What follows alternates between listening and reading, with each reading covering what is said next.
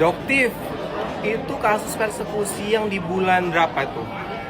Bulan Januari. Sekarang udah bulan 4. Apa kabar ya? Kok kayaknya belum ada progres apa-apa, jangan-jangan nggak diproses nih Doktif. Padahal kan seluruh Indonesia menyaksikan Doktif dipersekusi. Ya, itu berapa juta mata menyaksikan itu? Kayaknya udah di atas 10 juta deh kayaknya. Masya Allah. Gimana Doktif? Kasih tahu dong, spill dong. Karena banyak orang nanyain mulu nih. Padahal kan saya kan nggak tahu nih perkembangannya seperti apa. Oke. Pok Lela dong nanyanya berarti. Iya, Pok Lela itu ya. Pok Lela tanyanya ke Polda Metro Jaya, Pak Ade Ari sebagai Kepala Biro Humas Polda Metro Jaya. Pak Ade, kumaha ieu mah Pak? Urusannya Doktif gimana ini persekusi Pak? Tolongin dong Pak, kan kita kan capek ya ditanyain mulu sama masyarakat Pak. Tolongin apa Pak? Pak Ade ntar Doktif datengin loh, ntar Doktif tanyain loh Pak Ade Arinya. Ayo, nanti Pak Ade Arinya pusing ditanyain sama wartawan. Kumaha itu mah Pak? Ayolah Pak, cepetan Pak Ade Ari kasih ini yuk penjelasan yuk ke masyarakat. Gimana kasusnya Pak? Udah sejauh mana? Karena ini jelas banget Pak. Apalagi temennya Doktif yang dari luar negeri Pak.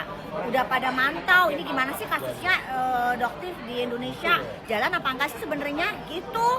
Pak ya, mohon keadilan Pak. Doktif minta keadilan Pak. Gitu. Ayo, Pak Kapolri, Pak Listio Prabowo. Ayo Pak, tegakkan keadilan. Gitu. Doktif mah digoreng mulu sampai sekarang. Persekusinya Doktif nggak naik-naik kasusnya. Ayo Pak, tegakkan keadilan. Bravo, polisi Indonesia ya. Oke ya Kang. Salam cerdas bareng Doktif dong Kang. Jadi nggak sembarangan persekusi ya kan? Nggak bisa, di sini tuh ada hukumnya ya. Kalau misalnya nggak sembarangan, mentang-mentang punya duit, Masyarakat lain boleh dong melabrak oh beda, karena ini mereka punya duit, merasa berkuasa, jadi mereka bisa sembarangan, gitu. Nggak punya duit? Punya lah. Tapi Doktif jangan ya Allah, amin. Tapi Doktif itu sesuai dengan hukum, gitu. Kan Indonesia negara hukum.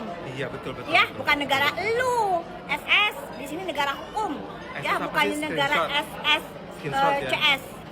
Oh, bukan negaranya SSCS. Siapa SS? Sela Sokia, Rahma Ina. Udah tahu, udah pada tahu semua. Udah ya? tahu semuanya. Oke. Gitu, mana kasusnya? Ayo cepetan, buruan, cepetan naik sidik, ya? Oke. Bravo. Bravo. Gitu dong. Polri. Ya, salam cerdas bareng Doktif. Dokter detektif. Dan guys, Polri. guys, supaya dapat update-nya, follow ya akunnya Dr. Nanang Rani, follow juga akunnya Dokter. Ya, ini Dokter sebentar lagi persiapan mau berangkat umroh. Oke ya guys ya. Mohon maaf lahir dan batin ya Doktif ya. Mohon doanya ya. Dokter Nanang sampaiin dong minta maaf sama follower Doktif. Mohon maaf lahir dan batin, minal aidin wal faizin. Ada salah kata, perbuatan yang tidak berkenan, mohon dimaafkan. Sama-sama ya guys. Sehat selalu, sukses selalu buat kalian semua. Bye. Direktorat Kriminal Umum Polda Metro Jaya menyatakan kasus laporannya Doktif jalan. Sumpah udah gak sabar lihat gerombolan sirkus masuk. Udah janji gue bakal tumpangan ya sama kalian. Kalau ngelihat segerombolan itu ada di dalam, ya kan? Udah Mas Sunan, aku sih percaya pada dirimu. Pasti sudah berkomunikasi, sudah diberitahu sesuai prosedur ya kan? Tinggal tunggu aja sabar. Semoga disegerakan deh, biar adil dan kita semua juga ngerasa lega. Udah gak sabar tuh nunggu tuh hari mau tumpengan di live TikTok.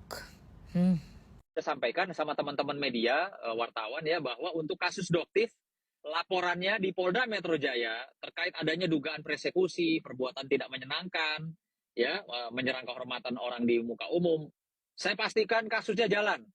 Karena saya kemarin diminta tolong oleh Doktif untuk memonitoring kasus tersebut.